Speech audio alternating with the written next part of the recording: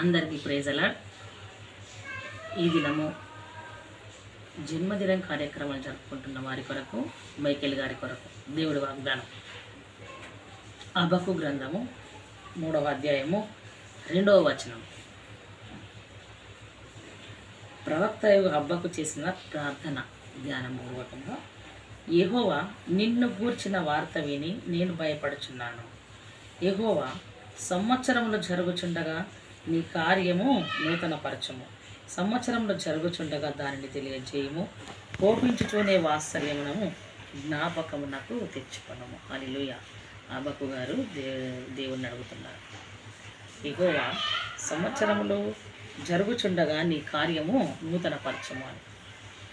Michael గారి జీవితంలో కూడా సంవత్సరం జరుగుతుండగా దేవుని కార్యము బహుబలముగా వారి జీవితంలో జరుగునుగాక.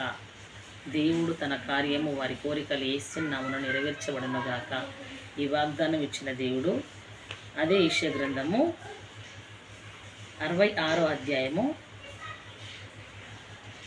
13వ వచనం చూసినట్లయితే, ఒకని తల్లి వానిని ఆదరించినట్లు నేను మిమ్మును ఆదరించెదను, యెరూషలేములోనే మీరు ఆదరింపబడెదరు. తల్లి ఏ రీతిగా హత్తుకుంటుందో ఆ రీతిగా దేవుడు మైకేల్ గారిని ఈ దినము యేసు నామమున హత్తుకొనుగాక. ఈ వాగ్దానము బిడ్డకు తోడైనిచ్చునుగాక. అదే రీతిగా ఇర్మియా గ్రంథము 1వ అధ్యాయం 4వ వచనం.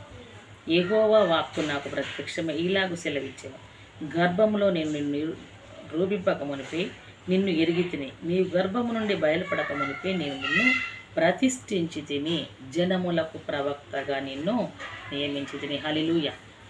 దేవుడు తన తల్లి గర్భంలో ఉన్నప్పుడు మైకేల్ గారిని తన కన్నులు చూశాయి. నీవు పిండంగా ఉండగా నా కన్నులు చూశాను.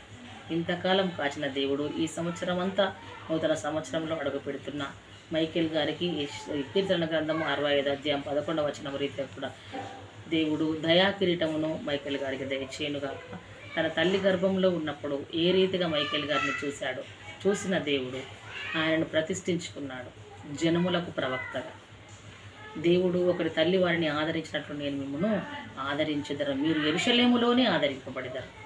ఆదరిస్తాను అంటున్నాడు, తల్లిగా ఉంటాను అంటున్నాడు, జనములకు ప్రవక్తగా ఉంచుతాను అంటున్నాడు. సంవత్సరం అంతా జయమైన కార్యాలు నేను నీకు జరిగిస్తాను అంటున్నాడు దేవుడు. ఈ వాగ్దానములు మైకేల్ గారికి జన్మదిన కార్యక్రమాలు జరుపుకుంటున్న ప్రతి ఒక్కరికి యేసు నామమున దీవించి ఆశీర్వదింపబడునుగాక.